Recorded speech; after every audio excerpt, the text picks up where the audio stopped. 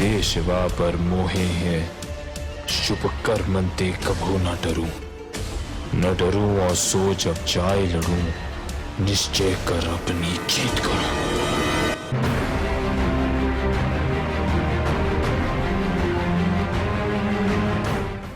ਵਾਹਿਗੁਰੂ ਜੀ ਕਾ ਖਾਲਸਾ, ਵਾਹਿਗੁਰੂ ਜੀ ਕੀ ਫਤਿਹ। ਤੁਸੀਂ ਵੇਖ ਰਹੇ ਹੋ ਸੰਗਤ ਟੈਲੀਵਿਜ਼ਨ ਦਾ ਹਰਮਨ ਪਿਆਰਾ ਪ੍ਰੋਗਰਾਮ ਖਾਲਸਾ ਰਾਜ ਕਿਵੇਂ ਬਣਿਆ।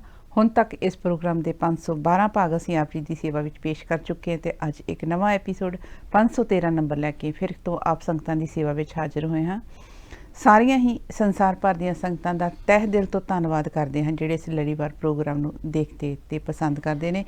ਖਾਸ ਕਰਕੇ ਧੰਨਵਾਦ ਸਤਿਕਾਰਯੋਗ ਵੀਰ ਜੀ ਰਣਜੀਤ ਸਿੰਘ ਰਾਣਾ ਜੀ ਦਾ, ਜਿਹੜੇ ਕਿ ਸਾਡੇ ਸਾਰੇ ਹੀ ਸਵਾਲਾਂ ਦੇ ਜਵਾਬ ਗੁਰ ਇਤਿਹਾਸ, ਗੁਰਬਾਣੀ ਅਤੇ ਗੁਰ ਫਲਸਫੇ ਦੇ ਆਧਾਰ 'ਤੇ ਦਿੰਦੇ ਹਨ।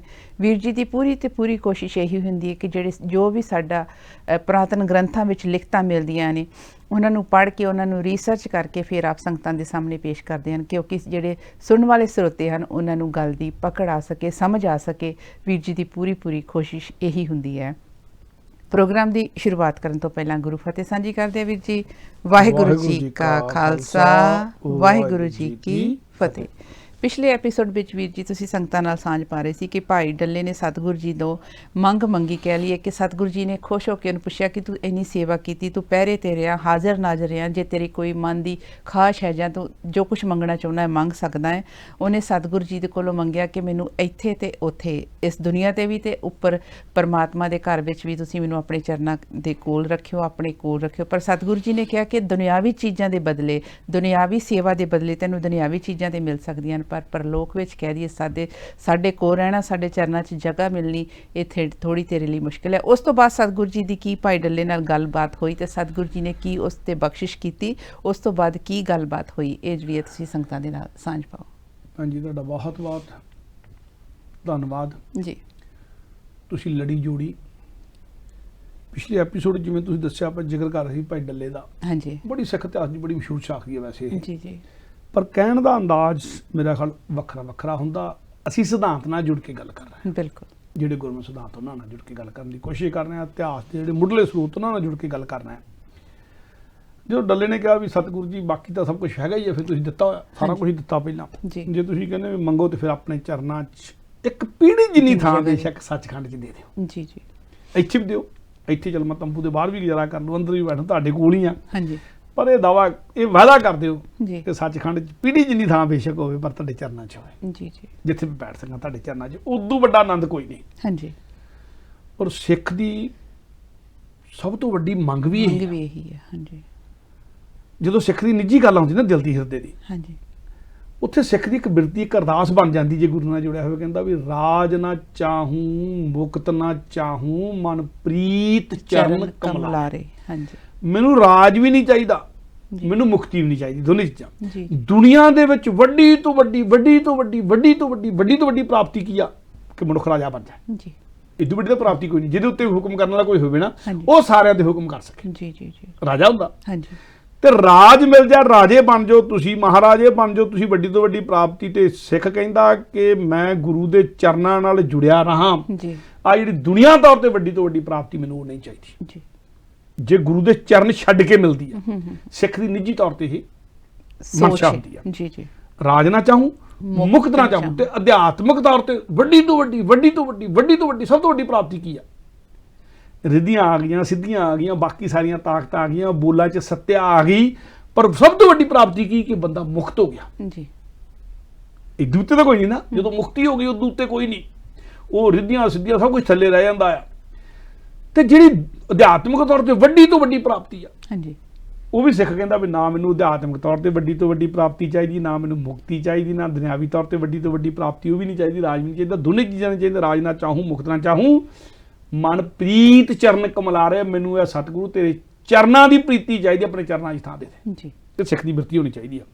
ਸਿੱਖ ਦੀ ਬਿਰਤੀ ਹੁੰਦੀ ਵੀ ਇਹ ਆ। ਜੀ। ਜੇ ਗੁਰੂ ਦੇ ਚਰਨਾਂ ਨਾਲ ਟੁੱਟ ਕੇ ਰਾਜ ਵੀ ਲੈ ਲਿਆ ਤੇ ਉਹ ਰਾਜ ਕਿਸ ਕੰਮ, ਜੇ ਗੁਰੂ ਦੇ ਚਰਨਾਂ ਨਾਲ ਟੁੱਟ ਕੇ ਮੁਕਤੀ ਵੀ ਮਿਲ ਗਈ ਤੇ ਮੁਕਤੀ ਵੀ ਕਿਸ ਕੰਮ। ਸਿੱਖ ਕਹਿੰਦਾ ਨਹੀਂ ਚਾਹੀਦੀ, ਸਿੱਖੀ ਨਹੀਂ ਰਹਿੰਦੀ ਫਿਰ। ਸੋ ਗੱਲ ਉਹਨੇ ਬੜੀ ਪਤੇ ਦੀ ਕਹੀ ਕਿ ਸਭ ਕੁਝ ਹੈਗਾ ਆ ਬਾਕੀ। ਜੀ। ਬਸ ਆਪਣੇ ਚਰਨਾਂ 'ਚ ਥਾਂ ਦੇ ਦੇ ਸਤਿਗੁਰੂ। ਜੀ।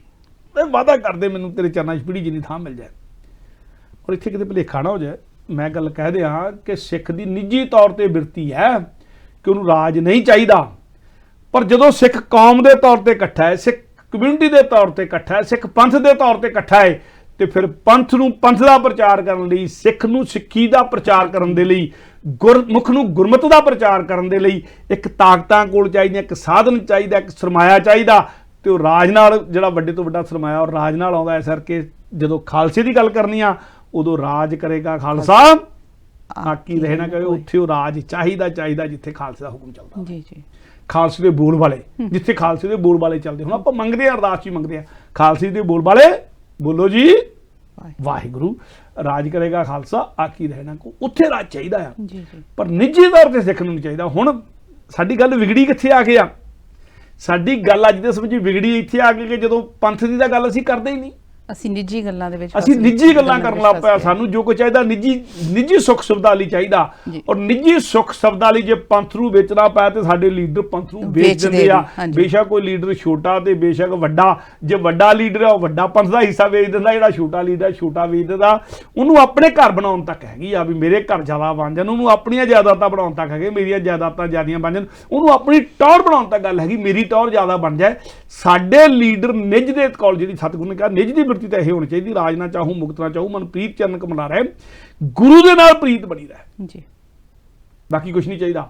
ਪਰ ਸਿੱਖ ਨਿੱਜੀ ਤੌਰ ਤੇ ਪ੍ਰਾਪਤੀਆਂ ਵਾਲੇ ਬੰਨੇ ਤੁਰ ਪਿਆ। ਇਸ ਕਰਕੇ ਨਿੱਜੀ ਤੌਰ ਤੇ ਸਿੱਖਾਂ ਦੀਆਂ ਪ੍ਰਾਪਤੀਆਂ ਹੈਗੀਆਂ, ਕੌਮੀ ਤੌਰ ਤੇ ਕਿਉਂਕਿ ਅਸੀਂ ਪ੍ਰਾਪਤੀਆਂ ਨਹੀਂ ਤੁਰਦੇ, ਅਸੀਂ ਨਿੱਜੀ ਸੰਪਦਾ ਬਣਾਉਣ ਲੱਗ ਪਏ ਆ, ਨਿੱਜੀ ਚੌਧਰਾਂ ਬਣਾਉਣ ਲੱਗ ਪਏ, ਨਿੱਜੀ ਜਥੇਬੰਦੀਆਂ, ਨਿੱਜੀ ਧੜੇਬੰਦੀਆਂ ਬਣਾਉਣ ਲੱਗ ਪਏ ਆ, ਆਪਣੇ ਘਰ ਬਣਾਉਣ ਲੱਗ ਪਏ। ਇਸੇ ਕਰਕੇ ਕੌਮੀ ਘਰ ਵੀ ਨਹੀਂ ਬਣਦਾ ਜੀ।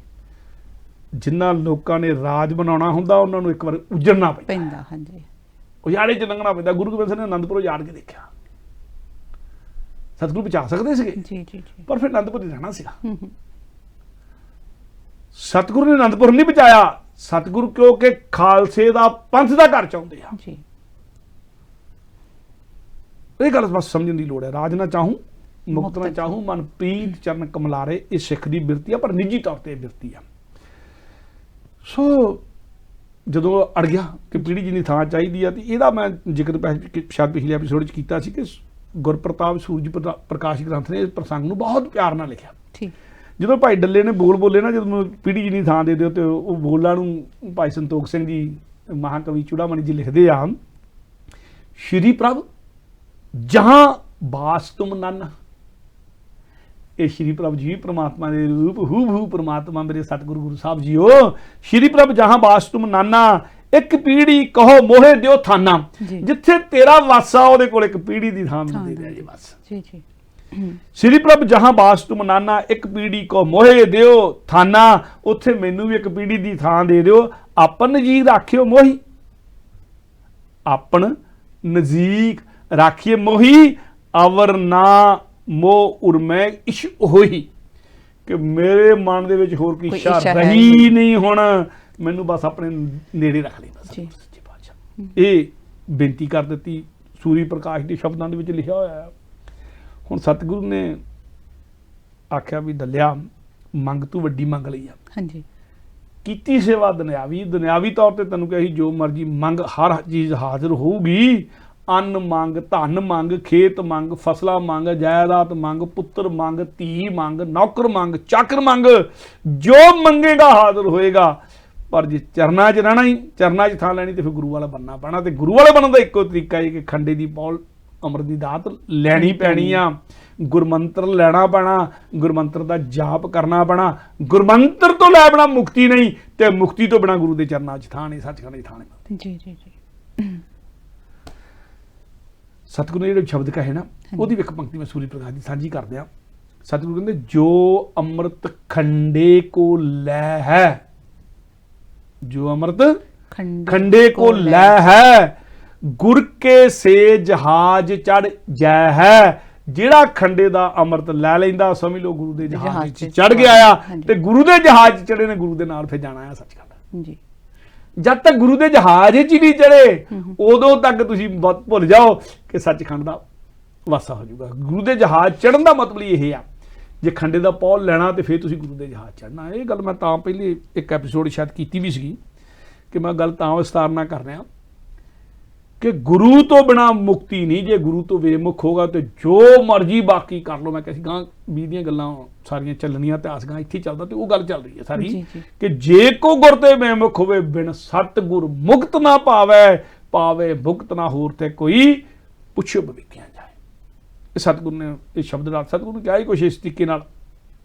ਫਰਮਾਨ ਹੀ ਸਤਿਗੁਰਾਂ ਦਾ ਕੁਛ ਇਹੋ ਜਿਹਾ ਸੀ ਕਿ ਡੱਲੇ ਦੇ ਹਿਰਦੇ ਅੰਦਰ ਗੱਲ ਉਤਰ ਗਈ, ਡੱਲੇ ਦੇ ਕਪਾਟ ਖੁੱਲ ਗਏ। ਡੱਲਾ ਕਹਿੰਦਾ ਸਤਿਗੁਰੂ ਜੀ ਮੈਨੂੰ ਹੁਣੇ ਹੀ ਖੰਡੇ ਦੀ ਪੌਲ ਦਿਓ ਜੀ, ਜੇ ਇਹ ਗੱਲ ਆ ਤਾਂ ਹੁਣੇ ਖੰਡੇ ਦੀ ਪੌਲ ਦਿਓ। ਨਾਲ ਕਿ ਉਹ ਸਾਰੇ ਸੁਣਦਾ ਸੀ, ਉਹਦਾ ਜਥਾ ਵੀ ਸਾਰਾ 100 ਸਵਾ 100 ਦਾ ਜਥਾ ਨਾਲ ਹੁੰਦਾ। ਇੱਥੇ ਸਾਡਾ ਇਤਿਹਾਸ ਕਹਿੰਦਾ ਕਿ 105 ਹੋਰ ਪ੍ਰਾਣੀਆਂ ਨੇ ਡੱਲੇ ਦੇ ਨਾਲ ਉਸੇ ਵੇਲੇ ਅੰਮ੍ਰਿਤ ਤਿਆਰ ਹੋਇਆ ਤੇ ਡੱਲੇ ਦੇ ਨਾਲ ਉਹਦੇ ਦਲ ਦੇ ਵਿੱਚੋਂ 105 ਹੋਰ ਪ੍ਰਾਣੀਆਂ ਨੇ ਉਸੇ ਵੇਲੇ ਖੰਡੇ ਦੀ ਪੌਲ ਲਈ, ਅੰਮ੍ਰਿਤ ਛਕਿਆ ਸਤਿਗੁਰੂ ਦੀ ਹਜ਼ੂਰੀ ਦੇ ਅੰਦਰ, ਕਲਗੀਧਰ ਪਾਤਸ਼ਾਹ ਦੀ ਹਜ਼ੂਰੀ ਦੇ ਅੰਦਰ।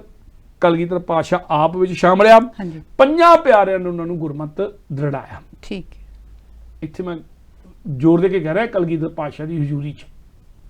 ਇਹ ਮੈਂ ਪਿਛਲੇ ਐਪੀਸੋਡ 'ਚ ਵੀ ਗੱਲ ਕੀਤੀ ਸੀਗੀ। ਕੋਈ ਭੁਲੇਖਾ ਨਾ ਦਿਲ 'ਚ ਰੱਖਿਓ, 1699 ਤੋਂ ਲੈ ਕੇ 1708 ਤੱਕ ਜਿੰਨੇ ਵੀ ਅੰਮ੍ਰਿਤ ਸੰਚਾਰ ਹੋਏ, ਉਹ ਅੰਮ੍ਰਿਤ ਸੰਚਾਰ ਹੋ ਹੀ ਤਾਂ ਸਕਦੇ ਸੀ ਜੇ ਕਲਗੀਧਰ ਪਾਤਸ਼ਾਹ ਵਿੱਚ ਸ਼ਾਮਲ ਸੀ। ਹਾਂਜੀ, ਨਹੀਂ ਤਾਂ ਹੋ ਹੀ ਨਹੀਂ ਸਕਦੇ। ਕੋਈ ਜੁਗਤ ਆ ਪੰਜਾਂ ਪਿਆਰਿਆਂ ਨੂੰ ਦਿੱਤੀ ਸਤਿਗੁਰ ਨੇ।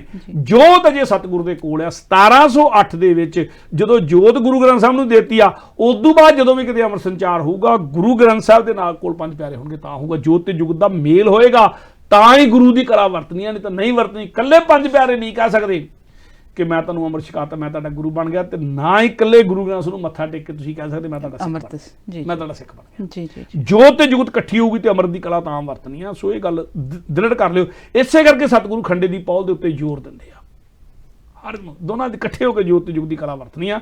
1699 ਤੋਂ ਬਾਅਦ ਇਸੇ ਗੱਲ ਤੇ ਸਤਿਗੁਰੂ ਨੇ ਜ਼ੋਰ ਦਿੱਤਾ ਤੇ ਇਹ ਗੱਲ ਮਾਲਵੇ 'ਚ ਘੁੰਮਦਿਆਂ 9 ਸਾਲਾਂ ਦੇ ਇਹਨਾਂ ਸਮਿਆਂ ਦੇ ਵਿੱਚ ਆਨੰਦਪੁਰ ਤੋਂ ਜਦੋਂ ਸਤਿਗੁਰੂ ਤੁਰੇ 1699 ਤੋਂ ਬਾਅਦ 'ਚ ਹਜ਼ੂਰ ਸਾਹਿਬ ਤੱਕ ਇਹ ਗੱਲ ਜਿੱਥੇ ਗਿਆ ਉੱਥੇ ਦ੍ਰਿੜਾਉਂਦੇਗਾ ਸਤਿਗੁਰੂ। ਵਾਰ-ਵਾਰ ਇਹ ਗੱਲ ਸਤਿਗੁਰੂ ਨੇ ਕਹੀ, ਇਸੇ ਕਰਕੇ ਸਾਨੂੰ ਵੀ ਵਾਰ-ਵਾਰ ਕਹਿਣੀ ਪੈ ਰਹੀ ਆ ਜੀ। ਖੈਰ, ਡੱਲੇ ਨੇ ਅੰਮ੍ਰਿਤ ਛਕਿਆ, 105 ਬੰਦਿਆਂ ਨੇ ਉਹਦੇ ਨਾਲ, ਉਹਦੇ ਦਲ ਦੇ ਵਿੱਚੋਂ ਹੋਰ ਯੋਧਿਆਂ ਨੇ ਅੰਮ੍ਰਿਤ ਛਕਿਆ। ਜਿਹੜੇ ਉਹਦੇ ਨਾਲ ਦੇ 94 ਯੋਧੇ ਸੀ, ਡੱਲੇ ਦੀ ਨੇੜੇ ਦੀ ਫੌਜ ਸੀ, ਜਿਹੜੇ ਸਾਰੇ ਉਹਨੇ 650 ਫੁੱਟ ਰੱਖੇ ਯੋਧੇ ਰੱਖੇ ਹੋਏ ਸੀ ਆਪਣੇ ਨਾਲ, ਉਹਨਾਂ ਸਾਰਿਆਂ ਨੇ ਛਕਿਆ। ਤੇ ਭਾਈ ਡੱਲੇ ਦੀ ਬਾਅਦ ਜਦੋਂ ਉਹਨਾਂ ਨੇ ਅੰਮ੍ਰਿਤ ਛਕ ਲਿਆ ਤੇ ਸਤਿਗੁਰੂ ਨੇ ਉਹਦੀ ਸੇਵਾ ਤੋਂ ਖੁਸ਼ ਹੋ ਗਏ। ਉਹਦੀ ਸੇਵਾ ਤੋਂ ਖੁਸ਼ ਹੋ ਕੇ ਕੀ ਬਖਸ਼ਿਸ਼ ਕੀਤੀ? ਅੰਮ੍ਰਿਤ ਸਭ ਤੋਂ ਵੱਡੀ ਬਖਸ਼ਿਸ਼ ਆ। ਗੁਰੂ ਵਾਲਾ ਬਣ ਗਿਆ, ਗੁਰਮੰਤਰ ਦ੍ਰਿੜਾਤਾ, ਇਹ ਸਭ ਤੋਂ ਵੱਡੀ ਬਖਸ਼ਿਸ਼ ਆ। ਦਾਵਾ ਜਾਣ ਕੇ ਵਾਅਦਾ ਕਰ ਦਿੱਤਾ ਕਿ ਸੱਚਖੰਡ ਤੈਨੂੰ ਆਪਣੇ ਚਰਨਾਂ ਦੀ ਪੀੜੀ ਜਿੰਨੀ ਕੀ ਤੈਨੂੰ ਸੱਚਖੰਡ 'ਚ ਥਾਂ ਮਿਲੇਗੀ, ਸਾਰਾ ਸੱਚਖੰਡ ਹੀ ਤੇਰਾ ਜੋ ਅੰਮ੍ਰਿਤ ਛਕ ਲਿਆ। ਇਹ ਕਰਦਾ, ਪਰ ਨਾਲ ਨਾਲ ਦੁਨਿਆਵੀ ਤੌਰ ਤੇ ਦੁਨੀਆ ਨੂੰ ਦੱਸਣ ਲਈ ਵੀ ਬਖਸ਼ਿਸ਼ਾਂ ਚਾਹੀਦੀਆਂ। ਭਾਈ ਡੱਲੇ ਦੀ ਸੇਵਾ ਤੇ ਸਮਰਪਿਤ ਦੋਵਾਂ ਤੋਂ ਖੁਸ਼ ਹੋ ਗਏ। ਸਤਿਗੁਰੂ ਨੂੰ 2 ਸੋਨੇ ਦੇ ਕੜੇ, ਜਾਨੀ ਕਿ ਜਰਾਊ ਕੜਿਆਂ ਦੀ ਜੋੜੀ, ਬਹੁਮੁੱਲੀ ਜੋੜੀ ਦਿੱਤੀ, ਜਿਹਦਾ ਮੁੱਲ ਉਸ ਸਮੇਂ ਦੇ ਵਿੱਚ ਹੀ ਹਜ਼ਾਰ ਮੁਹਰਾਂ ਤੋਂ ਉੱਪਰ ਸੀਗਾ। 2 ਜਾਣੀ ਕਿ ਕੜਿਆਂ ਦੀ ਜੋੜੀ, ਜਿਹਨੂੰ ਬਹੁਮੁੱਲੀ ਜੋੜੀ ਕਹਿੰਦੇ, ਜੜਾਊ ਕੜੇ ਜਿਹੜੇ ਸੀ ਸੋਨੇ ਦੇ, ਉਹਨਾਂ ਦੀ ਇੱਕ ਜੋੜੀ ਦਿੱਤੀ ਸਤਿਗੁਰੂ ਨੇ। 2 ਕੜੇ ਦਿੱਤੇ, ਜਾਣੀ ਕਿ ਇੱਕ ਸਤਿਗੁਰੂ ਨੇ ਢਾਲ ਦਿੱਤੀ, ਕਿਉਂਕਿ ਉਹਦੇ ਕੋਲ ਢਾਲ ਜ਼ਰੂਰ ਹੋਣੀ ਚਾਹੀਦੀ, ਲੈ ਤੇਰੇ ਤੇ ਕੋਈ ਵਾਰ ਨਾ ਕਰੂਗਾ, ਹੁਣ ਤੂੰ ਵਾਰ ਡੱਕ ਸਕੇਗਾ। ਇੱਕ ਸਤਿਗੁਰੂ ਨੇ ਕਿਰਪਾਨ ਦਿੱਤੀ, ਤੇਰੇ ਤੇ ਕੋਈ ਵਾਰ ਆਏਗਾ ਢਾਲ ਡੱਕੂਗੀ, ਪਰ ਤੈਨੂੰ ਕਿਰਪਾਨ ਦੇਤੀ, ਤੂੰ ਵਾਰ ਜਿੱਤੇ ਮਰਜ਼ੀ ਕਰ ਸਕੇਗਾ। ਸੋ ਢਾਲ ਤੇ ਕਿਰਪਾਨ ਯੋਧੇ ਦੀ ਨਿਸ਼ਾਨੀ ਹੁੰਦੀ ਆ। ਢਾਲ ਤੇ ਕਿਰਪਾਨ ਉਹ ਵਾਰ ਡੱਕ ਵੀ ਸਕੇ, ਵਾਰ ਕਰ ਵੀ ਸਕੇ, ਦੋਨੇ ਚੀਜ਼ਾਂ ਚਾਹੀਦੀਆਂ। ਜਿਹੜਾ ਸੂਰਮਾ ਕੱਲਾ ਵਾਰ ਡੱਕਦਾ ਹੀ ਰਹੇ, ਜਿੱਤ ਉਹਦੀ ਕਦੇ ਨਹੀਂ ਹੁੰਦੀ। ਇੱਕ ਵੀ ਵਾਰ ਹੋਈ ਜਾਣੇ, ਕਿੰਨੇ ਕੁ ਡੱਕੋਗੇ? 100 ਵਾਰਾਂ 'ਚ ਇੱਕ ਚਾਂਸ ਕਿ ਦੁਸ਼ਮਣ ਲੈ ਗਿਆ ਤੇ ਠੀਕ, ਪਰ ਜਿਹੜਾ ਸੂਰਮਾ ਵਾਰ ਕਰ ਨਹੀਂ ਸਕਦਾ, ਉਹਦੀ ਜਿੱਤ ਨਹੀਂ ਹੁੰਦੀ। ਉਹ ਵਾਰ ਕਰਨਾ ਵੀ ਸਤਿਗੁਰੂ ਸਿਖਾਉਂਦੇ ਨੇ ਤੇ ਵਾਰ ਡੱਕਣਾ ਵੀ ਸਿਖਾਉਂਦੇ ਨੇ। ਦੋਨੇ ਗੱਲਾਂ ਸਤਿਗੁਰੂ ਦਿੱਤੀਆਂ। ਢਾਲ ਤੇ ਤਲਵਾਰ ਜ਼ਿੰਦਗੀ ਦੇ ਦੋਨੇ ਪਹਿਲੂ ਆ। ਸੋ ਢਾਲ ਦਿੱਤੀ, ਇੱਕ ਤਲਵਾਰ ਦਿੱਤੀ, ਸੋਨੇ ਦੁਨਿਆਵੀ ਜਿਹੜੀ ਖੁਸ਼ਹਾਲੀ ਉਹਦੀ ਪ੍ਰਤੀਕ ਵਜੋਂ, ਰਾਜਸੀ ਪ੍ਰਤੀਕ ਵਜੋਂ ਢਾਲ ਤੇ ਤਲਵਾਰ, ਦੁਨਿਆਵੀ ਜਿਹੜੀ ਖੁਸ਼ਹਾਲੀ ਉਹਦੇ ਪ੍ਰਤੀਕ ਵਜੋਂ ਸੋਨੇ ਦੇ 2 ਕੜੇ ਉਹ ਦਿੱਤੇ। ਔਰ ਆਪਣੇ ਸਤਿਗੁਰੂ ਨੇ ਤੂੰ ਮੇਰਾ ਹੋ ਗਿਆ, ਸਤਿਗੁਰੂ ਨੇ ਆਪਣੇ ਵਸਤਰ ਉਹਨੂੰ ਦਿੱਤੇ, ਠੀਕ ਹੈ, ਜਿਹੜੇ ਆਪ ਸਤਿਗੁਰੂ ਵਸਤਰ ਮੰਦੀ। 2 ਦਸਤਾਰਾਂ ਦਿੱਤੀਆਂ ਆਪਣੀਆਂ ਸਤਿਗੁਰੂ ਨੇ ਉਹਨੂੰ, 2 ਚੋਲੇ ਦਿੱਤੇ ਆਪਣੇ, ਠੀਕ ਹੈ, ਪੂਰੇ ਵਸਤਰ ਦਿੱਤੇ, ਫਿਰ 2 ਚੋਲੇ ਵੱਖਰੇ ਦਿੱਤੇ, 2 ਹੀ ਪਜਾਮੇ ਸਤਿਗੁਰੂ ਨੇ ਦਿੱਤੇ, ਠੀਕ ਹੈ। ਤੇ ਨਾਲ ਰਹਿਮਤਾਂ ਭਰਿਆ ਇੱਕ ਹੁਕਮਨਾਮਾ ਬਖਸ਼ਿਸ਼ ਕੀਤਾ ਲਿਖਤੀ ਤੌਰ ਤੇ ਭਾਈ ਡੱਲੇ ਦੇ ਉੱਤੇ ਜਿਹੜਾ ਉੱਥੇ ਤਲਵੰਡੀ ਸਾਹਿਬ ਦਮਦਮਾ ਸਾਹਿਬ ਬੈਠ ਕੇ ਹੁਕਮਨਾਮਾ ਲਿਖ ਕੇ ਭੇਜਿਆ। ਔਰ ਇੱਕ ਪਜਾਮਾ ਜਿਹਦੇ ਉੱਤੇ ਭਾਈ ਮਹਾ ਸਿੰਘ ਨੇ ਸਿਰ ਰੱਖਿਆ ਸੀਗਾ, ਜੀ ਜੀ, ਜ਼ਖਮੀ ਹੋਏ ਨੇ, ਹਾਂਜੀ, ਉਹਨਾਂ ਪੱਟ ਦੇ ਸਤਿਗੁਰ ਦੇ ਪੱਟ ਤੇ ਸਿਰ ਰੱਖਿਆ ਸੀਗਾ, ਤੇ ਉਹ ਪਜਾਮਾ ਜਿਹੜਾ ਸਤਿਗੁਰ ਨੇ ਪਾਇਆ ਹੋਇਆ ਸੀਗਾ, ਉਸ ਲਈ ਜਿਹੜਾ ਚੋਲਾ ਪਾਇਆ ਹੋਇਆ ਸੀਗਾ ਸਤਿਗੁਰ ਨੇ, ਜਿੱਥੇ ਸਿਰ ਰੱਖਿਆ, ਜਿੱਥੇ ਮਹਾ ਸਿੰਘ ਦਾ ਖੂਨ ਲੱਗਿਆ ਸੀ, ਉਹ ਸਤਿਗੁਰ ਨੇ ਸ਼ਹੀਦਾਂ ਦੇ ਖੂਨ ਵਜੋਂ ਇੰਨੀ ਸਤਿਗੁਰ ਪਿਆਰ ਕਰਦੇ ਸ਼ਹੀਦਾਂ ਨੂੰ ਕਿ ਉਹ ਪਜਾਮਾ ਹੁਣ ਤੱਕ ਸਾਂਭ ਕੇ ਰੱਖਿਆ ਸੀ, ਉਹ ਵੀ ਭਾਈ ਡੱਲੇ ਨੂੰ ਦਿੱਤਾ।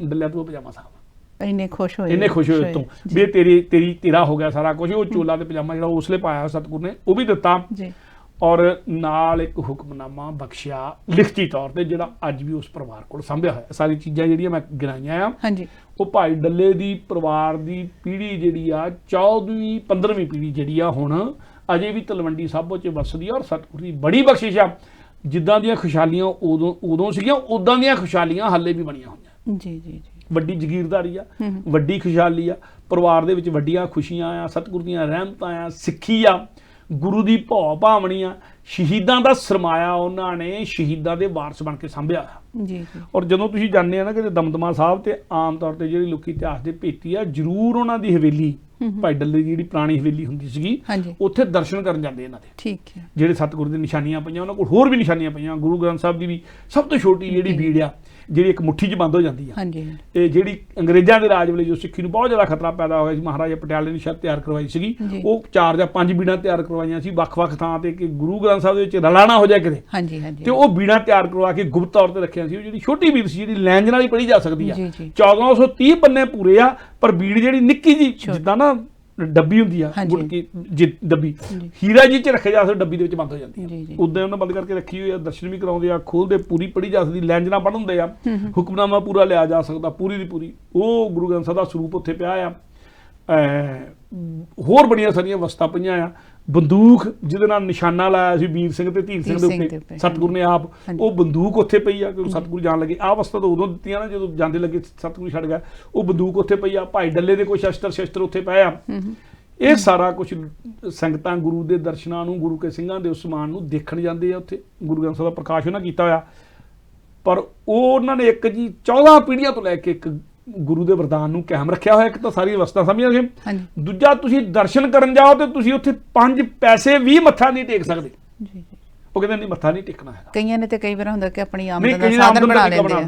ਤੁਸੀਂ ਉਹਨਾਂ ਨੂੰ ਦੇਣਾ ਵੀ ਚਾਹੋਗੇ, ਤੁਸੀਂ ਇੰਨੇ ਚਿਰ ਤੇ ਸੰਭਿਆ ਹੋਇਆ ਆ, ਕਦੀ ਤੁਹਾਡੇ ਤੋਂ ਇੱਕ ਪੈਸਾ ਤੱਕ ਨਹੀਂ ਲੈਂਦੇ। ਠੀਕ ਹੈ, ਚਾਹ ਪਾਣੀ ਤਾਂ ਪਿਲਾ ਦੇਣਗੇ ਤੁਹਾਨੂੰ, ਜੇ ਕਿਤੇ ਪ੍ਰਸ਼ਾਦੇ ਦਾ ਟਾਈਮ ਹੋ ਪ੍ਰਸ਼ਾਦਾ ਵੀ ਛਕਾ ਦੇਣਗੇ, ਚਾਹ ਪਾਣੀ ਵੀ ਪਿਲਾ ਕੇ ਤੋਰਨਗੇ, ਬੇਸ਼ੱਕ ਚੰਗੇ ਲੱਗਣ ਬੰਦੇ ਇਦਾਂ ਵਧੀਆ ਜਿਹੜੇ ਹੈ, ਕਿਉਂਕਿ ਲੋਕੀ ਸੈਂਕੜੇ ਜਾਂਦੇ ਆ, ਰੋਜ਼ ਜਾਂਦੇ, ਔਰ 1 ਜਾਂ 2 ਬੰਦਿਆਂ ਦੀ ਡਿਊਟੀ ਹੁੰਦੀ, ਸਾਰੀ ਦਿਹਾੜੀ ਉਹ ਸੇਵਾ ਕਰਦੇ ਆ, ਉਹਨਾਂ ਦੇ ਵੀ ਸਾਰੇ ਖਰਚੇ ਬਣੇ। ਪਰਿਵਾਰ ਦਾ ਇੱਕ ਜੀ ਆਪ ਰਹਿੰਦਾ ਸੇਵਾ ਦੇ ਵਿੱਚ ਹਮੇਸ਼ਾ ਹਾਜ਼ਰ, ਸੋ ਪੂਰਾ ਜੀ ਹਾਜ਼ਰ ਕਰਕੇ, ਕੋਈ ਸੇਵਾਦਾਰ ਹਾਜ਼ਰ ਕਰਕੇ, ਉੱਥੇ ਪੂਰਾ ਪ੍ਰਬੰਧ ਕਰਕੇ ਵੀ ਕਦੀ ਉਹਨਾਂ ਕਿਸੇ ਤੋਂ ਪੈਣੀ ਨਹੀਂ ਇੱਕ ਦੇ। ਠੀਕ ਹੈ, ਇਹ ਜਾਣੀ ਕਿ ਗੁਰੂ ਦੀਆਂ ਬਖਸ਼ਿਸ਼ਾਂ, ਮੈਂ ਕਹਿੰਦਾ ਪਰਿਵਾਰ 14ਵੀਂ 15ਵੀਂ ਪੀੜ੍ਹੀ ਤੱਕ ਲਗਾਤਾਰ ਚੱਲਦੀਆਂ ਆ ਰਹੀਆਂ, ਉਹਨਾਂ ਨੂੰ ਸਮਾਨਾਂ ਦੀ ਸੰਭਾਲ ਉਦਾਂ ਕੀਤੀ। ਇਹ ਗੁਰੂ ਦੀ ਬਖਸ਼ਿਸ਼ ਹੈ। ਔਰ ਸਤਿਗੁਰ ਦੀਆਂ ਬਖਸ਼ਿਸ਼ਾਂ ਵੀ ਬਣੀਆਂ ਹੋਈਆਂ, ਕਮੀ ਵੀ ਕਿਸੇ ਗੱਲ ਦੀ ਨਹੀਂ ਸਤਿਗੁਰ ਰਹਿਣ ਦਿੰਦਾ। ਸਤਿਗੁਰ ਦੇ ਵਰਦਾਨ ਅਜੇ ਵੀ ਉਹਨਾਂ ਦੇ ਨਾਲ ਜਿਹੜੀ ਉਦਾਂ ਹੀ ਤੁਰਦੇ ਆ। ਸ਼ਹੀਦਾਂ ਦੀਆਂ ਸਤਿਗੁਰ ਦੀਆਂ ਬਖਸ਼ਿਸ਼ਾਂ ਪਰਿਵਾਰਾਂ ਦੇ ਵਿੱਚ ਉਦਾਂ ਹੀ ਚੱਲ ਰਹੀਆਂ। ਤੇ ਜਿਹੜਾ ਸਤਿਗੁਰ ਨੇ ਹੁਕਮਨਾਮਾ ਦਿੱਤਾ ਸੀ ਨਾ ਉਦੋਂ, ਹਾਂਜੀ, ਪਹਿਲਾਂ ਤੁਸੀਂ ਇਸ ਗੱਲੋਂ ਜਾਣੂ ਹੋਣੇ ਆ, ਗੁਰਸਿੱਖਾਂ ਨੂੰ ਪਤਾ, ਜਿਹੜੇ ਇਤਿਹਾਸ ਨਾਲ ਜਾਣਦੇ, ਕਿ ਪਹਿਲਾਂ ਸਾਡੇ 4 ਹੀ ਤਖਤ ਹੁੰਦੇ ਸੀ ਜੀ। ਅਸੀਂ 4 ਤਖਤਾਂ ਦੀ ਅਰਦਾਸ ਕਰਦੇ ਹੁੰਦੇ ਸੀ। ਅਕਾਲ ਤਖਤ ਸਾਹਿਬ ਅੰਮ੍ਰਿਤਸਰ, ਹਾਂਜੀ, ਤਖਤ ਸ੍ਰੀ ਕੇਸਗੜ੍ਹ ਸਾਹਿਬ ਅਨੰਦਪੁਰ ਸਾਹਿਬ ਜੀ, ਤਖਤ ਸ੍ਰੀ ਪਟਨਾ ਸਾਹਿਬ ਜੀ, ਤਖਤ ਹਰਿਮੰਦਰ ਸ੍ਰੀ ਪਟਨਾ ਸਾਹਿਬ ਹੋ ਗਿਆ, ਪਟਨਾ ਸਾਹਿਬ ਵਾਲਾ, ਤੇ ਤਖਤ ਸੱਚਖੰਡ ਤਖਤ ਸ੍ਰੀ ਹਜ਼ੂਰ ਸਾਹਿਬ ਅਬਚਲ ਨਗਰ ਨੰਦੇੜ। 4 ਹੀ ਤਖਤ ਦੀ ਗੱਲ। ਦਮਦਮਾ ਸਾਹਿਬ ਤਖਤ ਨਹੀਂ ਸੀ ਪਹਿਲਾਂ ਮੰਨਿਆ ਜਾਂਦਾ ਜੀ। ਇਹ ਜਦੋਂ ਹੁਕਮਨਾਮਾ ਬਾਅਦ ਚ ਪੰਥ ਨੇ ਪੜ੍ਹਿਆ, ਵਾਚਿਆ, ਤੇ ਇਸ ਹੁਕਮਨਾਮੇ ਦੇ, ਕਿਉਂਕਿ ਸਤਿਗੁਰ ਨੇ ਉੱਥੇ ਸ਼ਬਦ ਆਪਣੇ ਦਸਤਖਤ ਕੀਤੇ ਹੋਏ ਜਿੱਦਾਂ ਤਖਤ ਤੇ ਬੈਠ ਕੇ ਕਰਦੇ ਹੁੰਦੇ ਸੀ, ਠੀਕ ਹੈ, ਤਖਤ ਦੇ ਤੌਰ ਤੇ, ਹਾਂਜੀ ਹਾਂਜੀ, ਉਹਦੇ ਦਸਤਖਤ ਕੀਤੇ ਆ। ਤਖਤ ਤੋਂ ਹੁਕਮਨਾਮਾ ਦਿੱਤਾ ਜਾਏਗਾ ਸਤਿਗੁਰ, ਕਿਉਂ ਹੁਕਮਨਾਮੇ ਤਖਤ ਤੋਂ ਦੇਣ ਦੀ ਪ੍ਰਤੀ ਸੀ। ਵੈਸੇ ਸਤਿਗੁਰ ਜਿੱਥੇ ਬੈਠ ਕੇ ਉੱਥੇ ਦੇ ਸਕਦਾ ਹੈ, ਪਰ ਸਤਿਗੁਰ ਨੇ ਜਿਹੜਾ ਭਾਈ ਡੱਲੇ ਨੂੰ ਹੁਕਮਨਾਮਾ ਦਿੱਤਾ, ਤਖਤ ਤੇ ਬੈਠ ਕੇ ਦਿੱਤਾ ਜੀ, ਤਖਤ ਸ਼ਬਦ ਲਿਖ ਕੇ ਦਿੱਤਾ। ਸੋ ਉਹ ਸ਼ਬਦ ਨੂੰ ਆਧਾਰ ਬਣਾ ਕੇ ਇਤਿਹਾਸਕ ਤੌਰ ਦੇ ਉੱਤੇ ਇੱਥੇ ਸਤਿਗੁਰ ਨੇ ਹੋਰ ਵੀ ਬੰਨੇ ਹੁਕਮਨਾਮੇ ਭੇਜੇ, ਹਾਂਜੀ, ਦਮਦਮਾ ਸਾਹਿਬ ਤੋਂ। ਕਿ ਸਤਿਗੁਰ ਜਿੱਥੇ ਤਖਤ ਉਹੀ ਹੋ ਸਕਦਾ ਜਿੱਥੇ ਸਤਿਗੁਰੂ ਬੈਠ ਕੇ ਉਹਨੂੰ ਮਾਨਤਾ ਦੇ ਕੇ ਉਹਨੂੰ ਉੱਥੋਂ ਹੁਕਮਨਾਮੇ ਦਿੰਦੇ ਹੁੰਦੇ ਜਦੋਂ 4 ਤਖਤ ਸਾਰਾ ਪੰਥ ਮੰਨ ਰਿਹਾ ਸੀਗਾ, ਉਦੋਂ ਵੀ ਜਿਹੜੇ ਨਿਹੰਗ ਸਿੰਘ ਫੌਜਾਂ ਸੀਗੀਆਂ ਜਿਹੜੀਆਂ ਜਿਨ੍ਹਾਂ ਨੇ ਉੱਥੇ ਛਾਉਣੀ ਪਾਈ ਸੀ ਦਮਦਮਾ ਸਾਹਿਬ, ਉਦੋਂ ਤੋਂ ਲੈ ਕੇ ਛਾਉਣੀ ਦੇ ਤੌਰ ਤੇ ਰਹੀਆਂ। ਬਾਬਾ ਦੀਪ ਸਿੰਘ ਉੱਥੇ ਰਹੇ, ਉੱਥੋਂ ਹੁਕਮਨਾਮੇ ਜਾਰੀ ਹੁੰਦੇ ਰਹੇ, ਸਿੱਖਾਂ ਦੇ ਵਿੱਚੋਂ ਪੰਥ ਉੱਥੇ ਬੈਠ ਕੇ ਸਰਬੱਤ ਖਾਲਸਾ ਕਰਦਾ ਰਿਹਾ, ਹੁਕਮਨਾਮੇ ਕਰਦਾ ਰਿਹਾ। ਨਿਹੰਗ ਸਿੰਘ ਫੌਜਾਂ ਉਹਨੂੰ ਉਦੋਂ ਵੀ ਪੰਜਵਾਂ ਤਖਤ ਕਹਿੰਦੀਆਂ ਹੁੰਦੀਆਂ ਸੀ, ਜਿੱਥੇ ਖਾਲਸਾ ਬੈਠ ਕੇ ਉੱਥੇ ਤਖਤ ਬਣ ਗਿਆ। ਪੰਜਵਾਂ ਤਖਤ ਚੱਲਦਾ ਫਿਰਦਾ ਤਖਤ, ਚੱਲਦਾ ਵੀਰ ਦਾ ਤਖਤ, ਪੰਜਵਾਂ ਤਖਤ ਉਦੋਂ ਦਮਦਮਾ ਸਾਹਿਬ ਉਦੋਂ ਵੀ ਕਹਿੰਦੀਆਂ ਹੁੰਦੀਆਂ। ਪਰ ਪੰਥ ਨੇ ਜਦੋਂ ਆਹ ਹੁਕਮਨਾਮਾ ਦੇਖਿਆ ਤਖਤ ਦੇ ਤੌਰ ਤੇ, ਹੋਰ ਹੁਕਮਨਾਮੇ ਦੇਖੇ, ਸਾਰੇ ਇਤਿਹਾਸ ਸਾਰਾ ਚੰਗੀ ਤਰ੍ਹਾਂ ਫੋਲਿਆ, ਤੇ ਇਹ 1965-66 ਦੇ ਵਿੱਚ ਸ਼ਾਇਦ ਇਹਨੂੰ ਦਮਦਮਾ ਸਾਹਿਬ ਨੂੰ ਸ਼੍ਰੋਮਣੀ ਗੁਰਦੁਆਰਾ ਪ੍ਰਬੰਧਕ ਕਮੇਟੀ ਨੇ, ਪੰਥ ਦੀਆਂ ਸਾਰੀਆਂ ਸੰਪਰਦਾਵਾਂ ਨੇ ਮਿਲ ਕੇ ਇਕਮੁੱਠ ਹੋ ਕੇ ਗੁਰਮੁੱਤਾ ਕਰਕੇ ਸਰਬੱਤ ਖਾਲਸਾ ਇੱਕ ਤਰ੍ਹਾਂ ਦਾ ਕਰਕੇ ਇਹਨੂੰ ਵੀ ਤਖਤ ਦੇ ਤੌਰ ਤੇ ਮਾਨਤਾ ਦਿੱਤੀ। ਸੋ ਜਿਹੜਾ ਹੁਕਮਨਾਮਾ ਗੁਰੂ ਗੋਬਿੰਦ ਸਿੰਘ ਨੇ ਭਾਈ ਡੱਲੇ ਦੇ ਨਾਂ ਤੇ ਲਿਖਿਆ ਸੀਗਾ, ਉਹਦੇ ਆਧਾਰ ਦੇ ਉੱਤੇ ਦਮਦਮਾ ਸਾਹਿਬ ਤਖਤ ਬਣਿਆ। ਇਹ ਬਖਸ਼ਿਸ਼ਾਂ ਕਹ ਲਓ, ਇੱਕ ਵਿਅਕਤੀ ਦੇ ਨੂੰ ਦਿੱਤੀਆਂ ਹੋਈਆਂ ਸਤਿਗੁਰੂ ਦੀਆਂ ਬਖਸ਼ਿਸ਼ਾਂ ਤੋਂ ਇੱਕ ਜਿਹੜਾ ਥਾਂ ਸੀ, ਇੱਕ ਸ਼ਹਿਰ ਸੀ, ਉਹ ਤਖਤ ਬਣ ਗਿਆ। ਇਹ ਸਤਿਗੁਰੂ ਦੀਆਂ ਬਖਸ਼ਿਸ਼ਾਂ ਇੱਕ ਬੰਦੇ ਦੀ ਕੀਤੀ ਹੋਈ ਸੇਵਾ ਸੀ, ਜਿਹੜੀ ਉਹਦੇ ਕੋਲ ਯਾਦਗਾਰੀ ਪੈ ਸੀ, ਸਾਰੇ ਥਾਂ ਤੇ ਸੀਗੇ। ਸੋ ਸਾਨੂੰ ਵੀ ਸਤਿਗੁਰੂ ਦੀਆਂ ਬਖਸ਼ਿਸ਼ਾਂ ਲੈਣ ਲਈ ਆਪਾਂ ਭਾਵ ਮਾਰ ਕੇ ਸੇਵਾ ਵੀ ਕਰਨੀ ਪੈਣੀ ਹੈ, ਸਮਰਪਣ ਵੀ ਹੋਣਾ ਪੈਣਾ ਜੀ। ਗੱਲ ਥੋੜੀ ਗਾਂ ਤੋਰ ਲਵਾਂ ਹੁਣ। ਹਾਂਜੀ, ਸਤਿਗੁਰੂ ਜੀ ਦੂਜੇ ਦਿਨ ਹੁਣ ਭਾਈ ਡੱਲੇ ਨੇ ਅੰਮ੍ਰਿਤ ਛਕ ਲਿਆ ਆ, ਤੇ ਸਤਿਗੁਰੂ ਜੀ ਖੁਸ਼ੀਆਂ ਉੱਥੇ ਹੋ ਗਈਆਂ, ਸਤਿਗੁਰੂ ਨੇ ਹੁਕਮਨਾਮੇ ਦੇਤੇ ਆ। ਤੇ ਮੈਂ ਪਹਿਲਾਂ ਵੀ ਜ਼ਿਕਰ ਕੀਤਾ ਸੀ, ਡੱਲਾ ਹੁਣ ਬਹੁਤ ਹੁਸ਼ਿਆਰ ਹੋ ਕੇ ਸਤਿਗੁਰੂ ਦੇ ਪਹਿਰੇ 'ਚ ਵੀ ਆਪ ਰਹਿੰਦਾ ਆ। ਹਾਂਜੀ, ਸ਼ਿਕਾਰ ਜਾਂਦੇ ਸਤਿਗੁਰੂ ਦੇ ਨਾਲ ਤਾਂ ਵੀ ਜਾਂਦਾ ਹੈ, ਤੇ ਸਤਿਗੁਰੂ ਜੀ ਜਦੋਂ ਦੂਜੇ ਦਿਨ ਸ਼ਿਕਾਰ ਨੂੰ ਗਏ ਨਾ, ਹਾਂਜੀ, ਭਾਈ ਡੱਲਾ ਨਾਲ ਆ, ਆਲੇ ਦੁਆਲੇ ਉਹਦੇ ਬੰਦਿਆਂ ਨੇ 100-125 ਬੰਦੇ ਨੇ ਮੋਰਚਾਬੰਦੀ ਵੀ ਕੀਤੀ ਹੋਈ ਆ ਵੀ ਕਿਤੇ ਆਲੇ ਦੁਆਲੇ ਕੋਈ ਸਤਿਗੁਰੂ ਤੇ ਵਾਰ ਨਾ ਕਰੇ। ਹਾਂਜੀ, ਤੇ ਸਤਿਗੁਰੂ ਨੇ ਉੱਥੇ ਸ਼ਿਕਾਰ ਗਿਆ ਨੇ। ਤਲਵੰਡੀ ਦੇ ਆਲੇ ਦੁਆਲੇ ਬਹੁਤ ਜੰਗਲ ਉਦੋਂ ਹੁੰਦੇ ਸੀ, ਤਲਵੰਡੀ ਸਾਹਿਬ ਸਾਰਾ ਜੰਗਲਾਂ ਦਾ ਇਲਾਕਾ ਸੀ, ਕੰਡਿਆਲੀਆਂ ਝਾੜੀਆਂ ਦਾ ਇਲਾਕਾ ਸੀਗਾ। ਸਤਿਗੁਰੂ ਨੇ ਉੱਥੇ ਇੱਕ ਮਿਰਗ ਨੂੰ ਮਾਰਿਆ, ਮਿਰਗ ਹਰਨ, ਉਹਨੂੰ ਮਾਰ ਕੇ ਸਤਿਗੁਰੂ ਇੱਥੇ ਬਹੁਤ ਅੱਛੇ ਆ ਜੀ, ਮਿਰਗ ਨੂੰ ਮਾਰਿਆ, ਤੀਰ ਮਾਰਿਆ, ਮਿਰਗ ਡਿੱਗ ਪਿਆ ਆ। ਹਾਂਜੀ, ਥੋੜਾ ਤੜਫਿਆ ਵੀ ਹੋਏਗਾ, ਡਿੱਗ ਪਿਆ, ਤੇ ਸਤਿਗੁਰੂ ਬਹੁਤ ਅੱਛੇ ਆ। ਠੀਕ ਹੈ, ਤੇ ਭਾਈ ਡੱਲਾ ਕੋਲ ਆ, ਨਾਲ ਆ, ਭਾਈ ਡੱਲਾ ਹੱਥ ਜੋੜ ਕੇ ਪੁੱਛਦਾ, ਸਤਿਗੁਰੂ ਜੀ ਬੜੇ ਮਿਰਗ ਤੁਸੀਂ ਮਾਰੇ ਆ, ਹਾਂਜੀ, ਪਰ ਕਦੀ ਇਦਾਂ ਹੱਸੇ ਨਹੀਂ ਖੜਖੜਾ। ਜੀ ਜੀ, ਅੱਜ ਇਹਨੇ ਹੱਸੇ ਕਿਉਂ ਆ? ਸਤਿਗੁਰੂ ਕਹਿੰਦੇ ਉਹ ਲੱਭਦੇ ਸੀ ਕਈ ਚਿਰ ਨੇ। ਹਾਂਜੀ, ਲੱਭਦੇ ਇਸ ਕਰਕੇ ਸੀਗੇ ਕਿ ਜਿਹੜਾ ਹਰਨ ਆ ਨਾ, ਹਾਂਜੀ, ਇਹ ਗੁਰੂ ਦੀ ਗੋਲਕ ਦਾ ਖਜ਼ਾਨਾ ਚੋਰੀ ਕਰਕੇ ਖਾਇਆ ਕਰਦਾ ਸੀ। ਠੀਕ ਹੈ, ਚੋਰੀ ਕਰਦਾ ਸੀ ਖਜ਼ਾਨਾ। ਇਹ ਹੈਗਾ ਗੁਰੂ ਦੀ ਸੇਵਾ, ਸਿੱਖ ਸੀਗਾ। ਹਾਂਜੀ, ਪਰ ਗੁਰੂ ਕੀ ਗੋਲਕ ਦੇ ਵਿੱਚੋਂ ਖਜ਼ਾਨਾ ਗੁਰੂ ਦਾ ਚੋਰੀ ਕਰ ਲੈਂਦਾ ਹੈ। ਜਿਹੜਾ ਪੰਥ ਦੇ ਭਲੇ ਲਈ ਆਉਂਦਾ ਆ, ਜਿਹੜਾ ਦਸ਼ਵੰਧ ਦਾ ਮਾਇਆ ਆਉਂਦੀ ਆ, ਉਹਦੇ ਚੋਂ ਚੋਰੀ ਕਰ ਲੈਂਦਾ ਸੀ, ਜਿਹੜਾ ਸੰਗਤਾਂ ਦਾ ਪੈਸਾ ਜਿਹੜਾ ਸੰਗਤਾਂ ਦੇ ਭਲੇ ਲਈ ਵਰਤਿਆ ਜਾਣਾ, ਤੇ ਉਹਦੇ ਨਾਲ ਫਿਰ ਰਾਸ਼ਨ ਪਾਣੀ ਖਾਇਆ ਕਰਦਾ ਸੀ। ਜੀ, ਅਸੀਂ ਸਮਝਾਇਆ ਸੀ। ਹਾਂਜੀ, ਪਰ ਆਦਤ ਤੋਂ ਬਾਜ ਨਾ ਆਇਆ। ਬਥੇਰਾ ਸਮਝਾਇਆ, ਪਰ ਆਦਤ ਤੋਂ ਬਾਜ ਨਾ ਆਇਆ, ਤੇ ਧਨ ਖਾਦਾ ਪਰਾਇਆ, ਚੋਰੀ ਕਰਕੇ ਖਾਦਾ। ਹਾਂਜੀ, ਤੇ ਸਤਿਗੁਰੂ ਕਹਿੰਦੇ ਵੀ ਜਿਹੜਾ ਗੁਰੂ ਕੀ ਗੋਲਕ ਜਾਂ ਪਰਾਇਆ ਧਨ ਚੋਰੀ ਕਰਕੇ ਖਾਂਦਾ ਨਾ ਕਿਸੇ ਦਾ, ਜੀ ਜੀ, ਫਿਰ ਉਹਦਾ ਮਾਸ ਖਾਧਾ ਜਾਂਦਾ।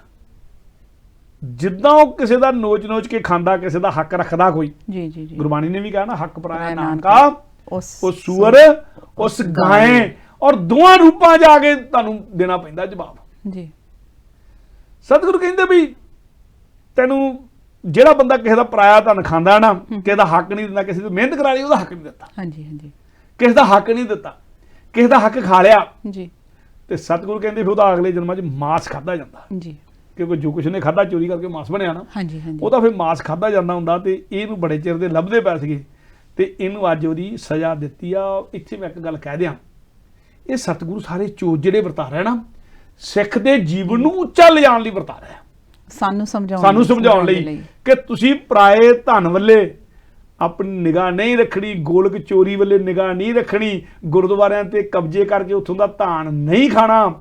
ਔਰ ਕਈ ਵਾਰੀ ਪ੍ਰਬੰਧਕ ਕਮੇਟੀਆਂ 'ਚ ਆਉਂਦੇ ਸੇਵਾ ਲਈ, ਕਹਿੰਦੇ ਸੇਵਾ ਤੇ ਕਰਕੇ ਆਪਣਾ ਅਗਲਾ ਜੀਵਨ ਵੀ ਵਿਗਾੜ ਕੇ ਬਹਿ ਜਾਂਦੇ ਆ। ਸੋ ਸਤਿਗੁਰੂ ਇਹ ਨਾਲ ਜਿਹੜੀਆਂ ਚੇਤਾਵਨੀਆਂ ਦੇ ਰਹੇ ਆ ਵੀ ਭਾਈ ਜੇ ਤੁਸੀਂ ਇਦਾਂ ਖਾਓਗੇ ਤੇ ਇਦਾਂ ਹੋਏਗਾ।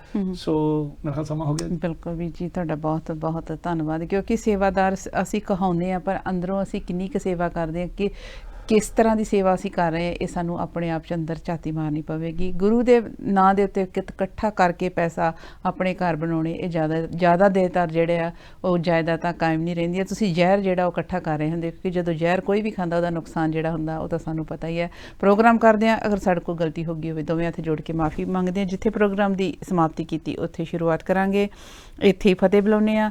ਵਾਹਿਗੁਰੂ ਜੀ ਕਾ ਖਾਲਸਾ, ਵਾਹਿਗੁਰੂ ਜੀ ਕੀ ਫਤਿਹ। देश वा पर मोहे है, शुभ कर्म ते कभू न डरूं, न डरूं और सोच अब जाए लड़ूं, निश्चय कर अपनी जीत करूं।